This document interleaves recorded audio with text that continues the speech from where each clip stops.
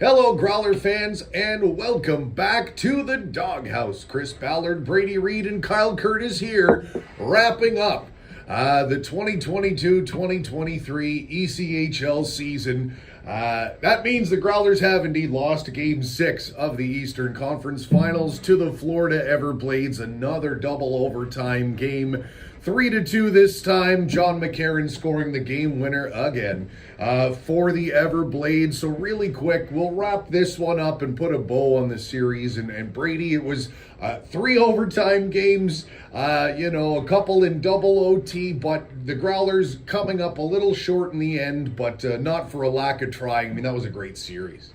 It was the definition of a could have went either way type of series, almost every game. I know you guys touched on the broadcast. Not many times either team was up by 2 goals the whole time, right? Wild. And so, we could sit here and say it could have went either way and feel sorry for ourselves. We got to give credit to Florida. 100%. That's a savvy veteran team, and they're back to the Kelly Cup Finals for a reason. Yeah, Casey, what did you see out of the Everblades in this series? I mean, they were better than I expected, maybe even better than last season, which is saying something. I think they were just good at grinding the games out, They were really getting in on our guys, banging them in the corners, and, it's tough. It's a physical series, and, it could have went either way, like those double overtime games, a bounce our way, it reshapes the series. But it's nice to think of that, but sure, you gotta give all the props to Florida and, wish them good luck in the Kelly Cup Finals. No, absolutely. 6 games, 4-2 in favor of the Everblades. But let's pull out some of the key performers of the series and in Game 6. And I don't think it's too much of a stretch to say Luke Cavillon, maybe the best player for the Growlers in the series, you think? Yeah, his stock certainly rose towards the end of the playoffs again. I know that goalie tandem thing has been a conversation piece all season long for us. But I've always been a Luke guy. Oh, yeah. He had to wait. He paid his dues. He was a good teammate, and then he was an even better starting goaltender when he got the opportunity. So certainly not his fault, and he's got nothing to be ashamed about going into the offseason. And Casey, I know you're a big Pavel Gogolev guy. He had 3 goals in this series, including another one out of midair in Game 6. What did you like about him? Because that was far and away his best playoff series as a Growler. By far, and I'm a big go guy. I love him. Such a good guy too, a nice guy. But yeah, he played really well this series, which was nice to see. The last couple games, 3 goals, 2 games, and not just offensively too. Like defensively, he was really good, getting his stick in there, and getting the puck on his stick, playmaking. He was entering the zone very well, and that shot is just phenomenal. NHL caliber shot, no doubt about it. But yeah, it was nice to see a guy like that, come and step it up and when it mattered. But unfortunately, it didn't go our way. But the guys should keep their heads high because it was a great series. Oh, no doubt about it. So that means the Everblades have moved on to the Kelly Cup Finals. They will be taking on the Idaho Steelheads. Any predictions, fellas, for the Kelly Cup Finals? I'll go first. As much as I, as a Leaf fan, always subscribe to the notion that running up against the team that wins the championship, there's nothing else we could have done. As much as I would love to think that the Everblades are going to go all the way again, I just think, and we haven't seen Idaho, but that is a team where their regular season record was too good. The way that they dispatched the Toledo Walleye in 5 games, Toledo having swept their first 2 rounds, then getting shut out in games 1 and 2, that put me on notice of just how good Idaho is. Idaho's my pick to win the Kelly Cup this season in maybe even 5 games. That seems ridiculous, but maybe let's call it 6 games for Idaho in the Kelly Cup Finals. Casey, who do you think? Yeah, I think Idaho, they got a really hot goaltender right now, and I think there's no one going to stop that. I think Cam Johnson in our series kind of wasn't on top. He was good. He was good, but he wasn't that Kelly Cup MVP. He didn't steal anything for the Everblades. But, I think I'm going to go with Idaho in 5. I mean, the way that they just tossed Toledo and is crazy. I wasn't expecting that. I thought it was going to be a tighter series. So yeah, I'm going to go with Idaho in 5. Brady. Yeah, we'll make it a clean sweep. I think, like you said, it was the way they beat Toledo that actually convinced me. With due respect to the teams they played in the earlier rounds, Toledo is just a perennial winner.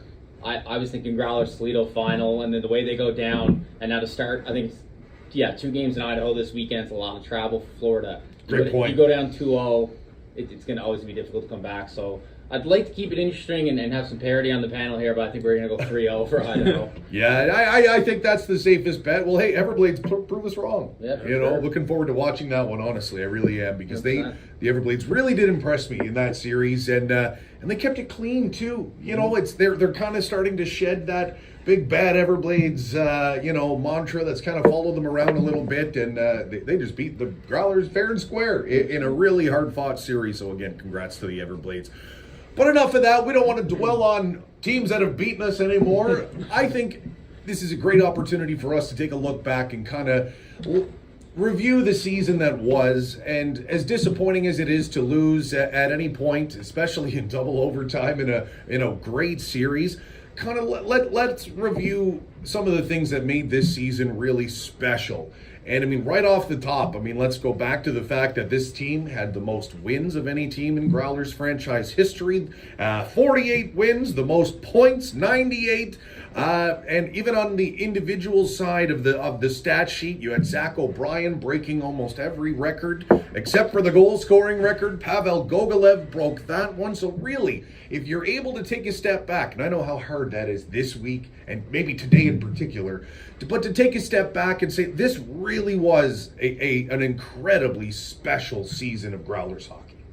Yeah, I think it just speaks to the standards this franchise is set, right? Absolutely. If you could even slightly be disappointed in the way that the season went, it really just does go to show you where the bar is. Right? Honestly. And that comes right from the front office to everybody's disappointed with how it ended, like you said, the nature of it. But the record books have quite limited. Like, I hope they were written in pencil, because there's going to be a lot of edits this summer. I don't know if that's your job, but yeah. We'll find something for you to do all summer. That's sure for will. Sure. And I don't know. There's a lot of question marks going into the off season, but we've got no shortage of storylines to reflect on as we get back into the content game here, Chris. No, absolutely. And as we reflect, KC, I know this is a tough question to kind of draw back on the last kind of 6 and 8 months of hockey that we've watched, but what are some moments that are going to, you think, stick out in your mind of moments that define this season?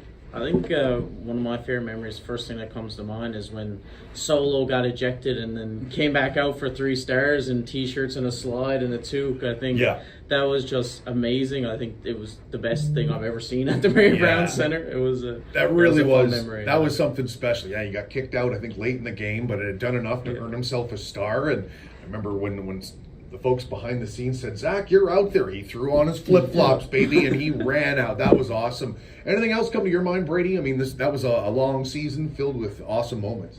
Yeah, I think maybe the first Gogolev game back after he left the organization and returned, and the whole, the Instagram story thing, and it all played out. It seemed like for weeks and weeks. Yeah, the Gogolev saga. I like that. Yeah, and his first game back, in a league like this, there's a lot of turnover in players. To see, a fan base latch onto a guy like that and him return the love, return the favor, and be so excited to play here. Quite frankly, to put his future on the line just to want to play in this market. Kind of, yeah. And try to win a championship with this team. It was just really nice to see. And, even the final game of the season, you see that little tap to his heart that he gave the fans. He was the last guy on the ice. And I think, it was just nice to see a young guy like that. And especially a guy from another country. To see him come in here and find a home in our province, the place that's probably the polar opposite from where he's from, it really just goes to show how special this team, this group, this city, this whole hockey culture that has been built over the last 4 seasons. It's really cool to kind of see that all come together. Another one for me, and not to continue down on the Gogolev train, well, maybe, that's exactly what we're doing. When he scored back-to-back hat tricks late in the season against the Trois-Rivières Lions, and that was the same time he overtook Todd Skirving, to take the goal-scoring lead on the team kind of for good. That's an all-time scoring performance at any level of hockey. How often at any level do you see guys scoring back-to-back hatties? And he did it, and he didn't even win Player of the Week in the ECHL because I think it was probably someone on Idaho, had a really good week. It was even better than that, but nonetheless, back-to-back hat tricks is something that's going to stick out to me. Anything else come to mind now that the juices are flowing and we're starting to have some of these memories come back? I'm going to continue on the go-go train. he gave us a lot this year. I think just a personal memory for me when we were shooting our interviews for the broadcast. every interview he used to stand behind me holding his stick out like a boom mic. And to try to get the boys to laugh during interviews. But man, he's such a fun guy. Like, he's down there taking pictures with Jeff, our photographer. That's right. Yeah, I think he deserved everything he got. No, and even in his interviews, to kind of further on that, there was even late in the season, I interviewed him once post game, and he took the microphone out of the holder and kicked back, and it's so cool to be able to see guys be so comfortable and confident in themselves, to let their personalities show, unabashedly out there like that. I just thought that was really cool. But any other non-Gogolev related memories? Somehow, yeah, I can come up with one. Yeah. No, at the Game 4 overtime in this series against Florida, just like the Luke Kavalin show, and then that's iconic winner and the celebration ensuing, like, the energy in that building, it was not the biggest crowd we ever had, but it might have been the most raucous I've ever seen in that building, and maybe the best goaltending performance I've ever seen in that building. So, again, not to be negative, but it was all for naught at the end of the day. No, that's fine, but to reflect on that game as an individual,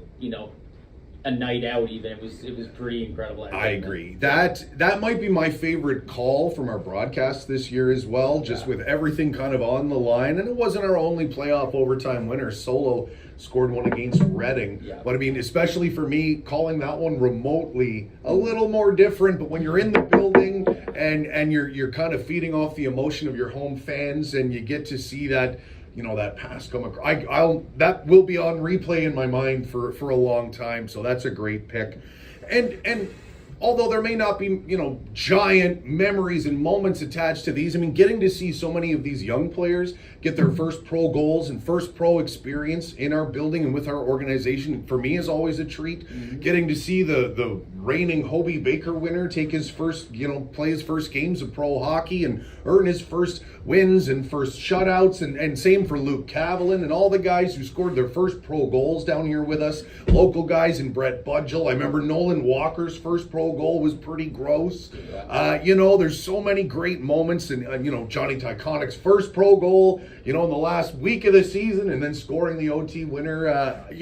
That is something that always resonates with me, because you hope to see these guys go on to bigger and better things, and then you can say, I was there when it all started, when he scored his first. So that's always a bit of fun. But another memory, and I'll maybe toss to you to see what you remember about this, was obviously surrounding the final game of the regular season, and Growlers captain James Melindy.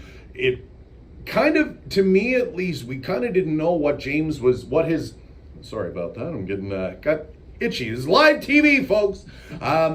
We kind of realized, at least for me, about halfway through the game, it's like, Meller's kind of acting like this might be it. We still don't know officially kind of what his plan is, but the way that he kind of finished that last game with that fight, he scored a goal. What was that night like for you, and what are you going to remember about that, if it does happen to be James Melindy's final pro hockey game? Yeah, obviously, if it's his last game, he's had a great career. No doubt about it. But it was a really emotional night for all the fans and us up in the booth. But one thing I'll always remember from that game is when he got in that scrap, and he's going off the ice, pumping the crowd up with Donnie Dunphy in the background. It was just a great way to, if it is his last game, to end this.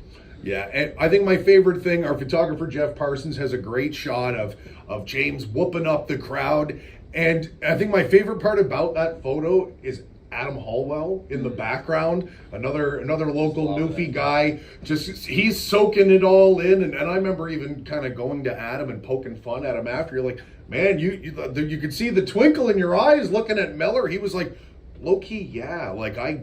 He's a little bit younger. Yeah. As a young local player, you kind of idolize a guy like James Melindy, plays the same position. And I just thought that was a really neat photo and a great story to go along with a great moment.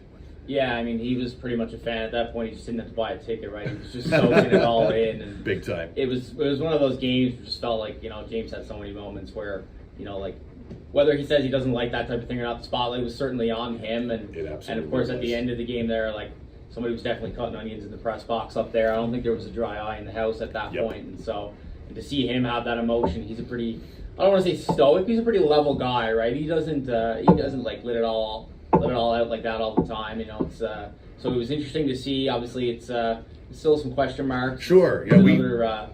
another talking point going into the summer. Obviously, he's the captain of the team and has been right from day one. So it was a special moment.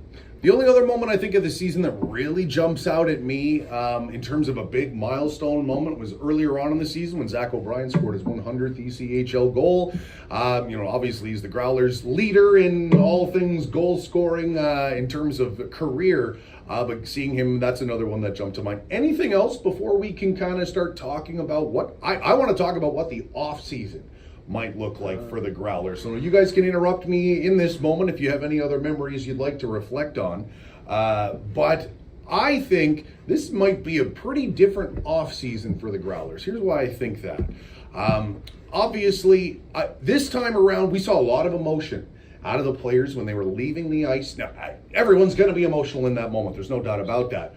But that made me wonder, have we seen some of the final games from some longtime Growlers? And between our water cooler talks here in the office, I think we're going to see more turnover than we maybe have ever had before. Do you feel the same way, or do you kind of understand how I might think that way? For sure, yeah. I think, again, like we talked about how lucky we are in this franchise to be a little bit different than maybe some other markets in this league. But, I mean, turnover is not a new thing for the ECHL. That's but true. Maybe a little bit for us, right? We've been fortunate enough to at least keep our core guys I think together. We had 11, 12 guys back from last season. Yeah, like that's a big number in this league, right? I think Florida was 8, and that's a lot. Yeah, and you can see how important that was to their team success and chemistry. Big time. So we've been very fortunate to keep the leadership group and the core guys together and mix in some local guys. But like you said, there's a lot of question marks. It's an exciting. That's what I mean. Don't take this in a negative way. It's just different does not equal bad. Well, you think about the makeup of the team this year. A lot of the guys that ended up playing big roles for us weren't even really on the radar. Mm-hmm. Came out of college, came out of junior, and obviously made for a really exciting brand of hockey. Oh my gosh, yes. The element of the unknown is certainly something to look forward to. And because I think a lot of the guys who were on the Growlers on American League deals with either the Moose or the Marlies, a lot of those are one-year deals. There weren't a lot of two-year deals. Like last year, for example, Brennan Kapchak was on a two-year deal, so we knew Cappy was going to be back in the mix. Right. This year, there's a lot of those expiring deals, a lot of those one-year deals. So until the Marlies, sign guys or sign guys throughout the summer, we don't know who a lot of those returning fellas are going to be, especially when you factor in with what we don't know about James Melindy. And I don't know if anyone else saw the news break this afternoon. Tyler Boland is going to head overseas next season, so congrats to Bowles. Got a gig in the Dell, in the DEL in Germany. That's a big jump forward for him, so we're pumped about that. But again, I think so many more guys have earned those opportunities to go overseas and make a bit more money and continue their careers and see the world. And no one's going to stop them from doing that. But I do think that a lot of guys this season, well, I'll put it to you this way. You see the skill on the ice in the ECHL and say, oh, I bet you could tear it up and make a bunch of money overseas.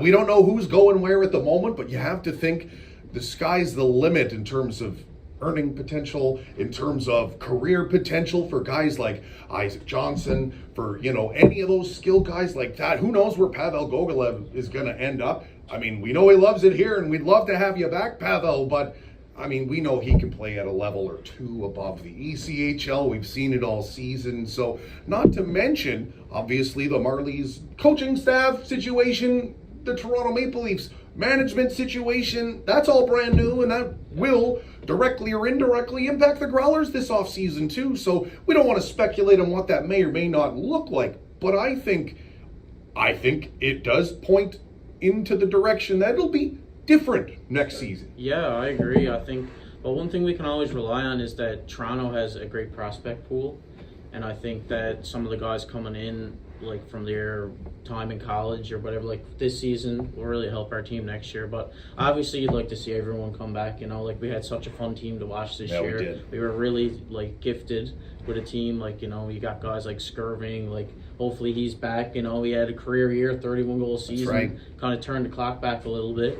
But in guys like Gogolev, Johnson, all these guys have been our performers all year, and O'Brien, and I'm sure O'Brien could go overseas and make a killing. I mean, at the level of play that he is, I'm sure there's a lot of teams that would welcome him with open arms. But yeah, hopefully we can get some of our guys back. It'd be nice to kind of run it back. I think the guys have some unfinished business, and they'd like to run it back. But yeah, I think our team next year will still remain pretty solid. Oh, I see nothing to believe that the quality of the squad will dip into next season. But and let's not forget too, next season is the Growlers' 5th anniversary season in the ECHL, and that's something enough to get excited for in and of itself. Yeah, 100%. And like you said, you talked about earlier about the the Bundles, Cruises, Walker, so the list goes on and on. These guys were just starting their career.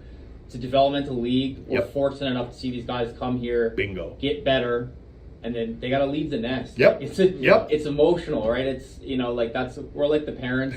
We see them, we see them grow. They go on to maybe bigger, better opportunities. That's a job well done, as far as we're concerned. It's obviously, you get to know these people personally, so it's difficult. The fans get attached, but if you're telling me we get another crop of NCAA, CHL talent that is as good as what we had this year, bring it on. Couldn't have said it any better myself. So with that, we want you all to be with us when we hit the ice in the fall for the Growlers' 5th anniversary season. Season tickets are on sale now. So while you're reminiscing about all these great moments, why don't you sign up for some more great moments to come next season? NLGrowlers.com/tickets. For all the details. But folks, I guess that's going to do it for the 2022-2023 season. I don't want to sign off, but I guess we have to. On behalf of KC and Brady, I'm Chris Ballard. Thank you all for your wonderful support throughout this season, and we can't wait to see you back at the Mary Brown Center in the fall. Until then, have a safe and happy off season. Enjoy your summer, and we'll see you at the Mary Brown Center in October. Bye-bye.